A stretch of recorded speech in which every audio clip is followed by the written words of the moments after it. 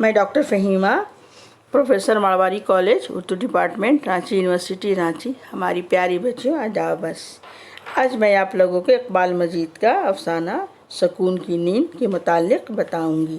पहले कुछ थोड़ा सा आप इकबाल मजीद के बारे में जान लें, ठीक है। इकबाल मजीद ज़िला सीतापुर उत्तर प्रदेश में पैदा हुए। एमए लखनऊ यूनिवर्सिटी से किया। तालीम से फारिग होने के बाद कुछ अरसे तक स्कूल में पढ़ाते रहे। इसके बाद ऑल इंडिया रेडियो से वाबस्ता हो गए। मुलाजमत के दौरान उन्हें कई शहरों में रहना पड़ा। मालवा की पुरफ़िज़ा सरज़मीन भोपाल उनकी मुलाजमत का आखिरी पड़ाव था, जहां वो असिस्टेंट स्टेशन डायरेक्टर के ओहदे से सुबुकदोश हुए। बाला आखिर भोपाल ही में उन्होंने मुस्तकिल सुकून भी अख्तियार कर ली। इकबाल मजीद अहद जदीद के एक नामूर अफसाना निगार हैं। उन्होंने कई आला दर्जे के ड्रामे भी लिखे हैं। नमक और किसी दिन उनके 2 नावल हैं।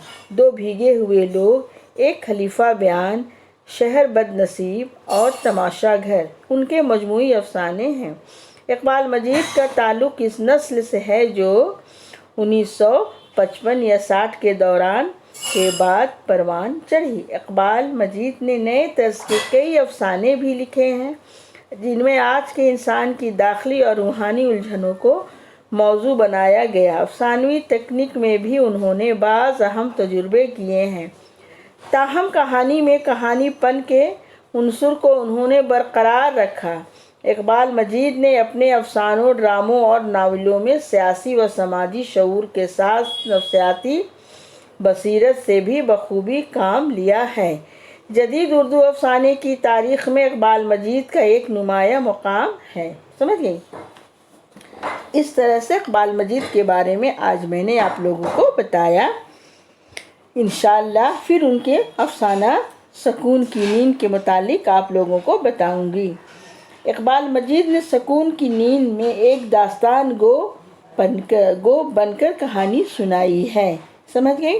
ये कहानी एक मुल्क हवा के बादशाह की है, जो मरते वक्त ही जवान बेटे को ये वसीयत करता है कि बेटा अपने महल के सारे कमरे खोलना, मगर वो ताला कभी ना खोलना जो एक सुरंग के दरवाजे पर लगा हुआ है, क्योंकि इस सुरंग में आग, पानी, मिट्टी और हवा एक साथ कैद है।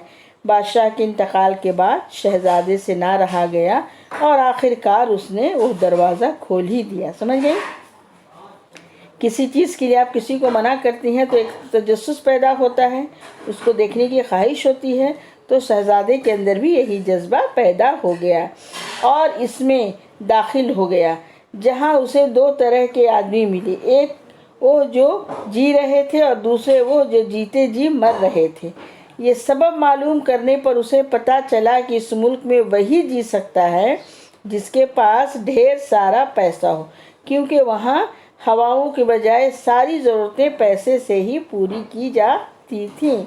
शहजादे ने दुआएं मांगी और हवा की देवी को बुलाया। जब देवी आई तो उसने कहा कि वो इन सबको रुपया पैसे से मालामाल कर दे, ताकि वो सब आराम और सुकून से रह सकें। देवी ने शहजादे की बात मानकर ऐसा ही किया।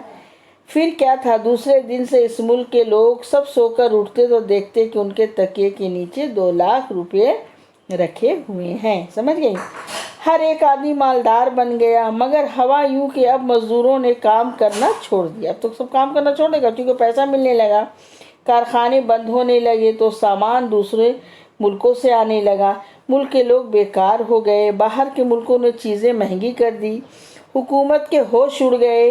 हुकूमत ने दानिश्वरों को जमा करके बहस व मुबाहिस करवाया और आखिरकार ये तय पाया कि चूँकि देवी ने शर्त लगाई थी कि रात को सोने के बाद तकिए के नीचे से रुपये निकलेंगे, इसलिए लोगों को रात को सोने ही न दिया जाए। हुकूमत ने मुल्क के साइंसदानों से ऐसी 2 इजाद करने को कहा जो लोगों की रातों की नींद छीन ले, और साइंसदानों ने ऐसी ही 2 दवा इजाद कर डाली और फिर इस दवा को जबरन आधी रात से ज़्यादा आबादी को इंजेक्शन लगा डाला। बस फिर क्या था, उन लोगों ने रात को सोना छोड़ दिया और यूं हुकूमत ने एक बड़ा मुफलिस तबका तैयार कर लिया। हुकूमत के लोग आराम से सोते थे और उन्हें सुबह 2 लाख रुपए मिल जाते थे। वो लोग खुश थे कि जब चाहें दवा का इंजेक्शन लगाकर किसी को भी कंगाल बना सकते हैं।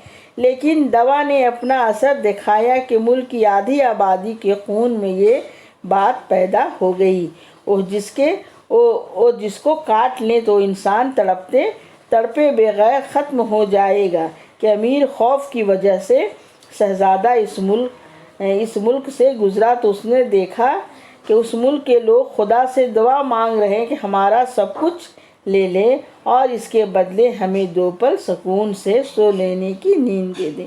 इस तरह से सुकून की नींद के बारे में अफसाना निगार ने बहुत अच्छे से बताया है और इसका पूरा निचोड़ अफसाने का यही है कि इंसान की ज़िंदगी में सुकून भी होना ज़रूरी है और सुकून भी इतना ना हो कि उसके लिए वो जहर बन जाए या उसकी ज़िंदगी को बर्बाद कर दे। सब में इत्तेदाल होना चाहिए, समझ गई। इंसान इतना भी ना सोए कि वो ज़िंदगी में मुर्दा बन जाए और इतना भी ना वो जागे कि उसकी ज़िंदगी हलाक हो जाए। ठीक है, समझ गई। इस अफसाने का सबसे बड़ा निचोड़ यही है। ठीक है, तब अगले मौजू में अगले क्लास में दूसरी बातें हुई। इंशाअल्लाह अपना ख्याल रखिए।